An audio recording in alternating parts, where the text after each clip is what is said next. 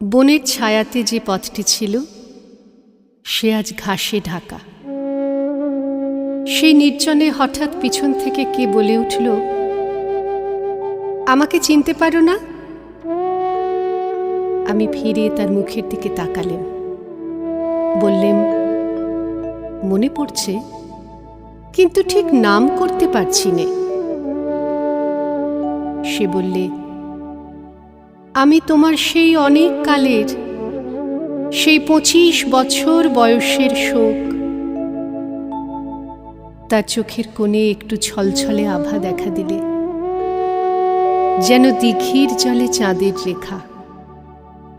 অবাক হয়ে দাঁড়িয়ে রইলেম। বললেম, সেদিন তোমাকে শ্রাবণের মেঘের মতো কালো দেখেছি, আজ যে দেখি আশ্বিনের সোনার প্রতিমা।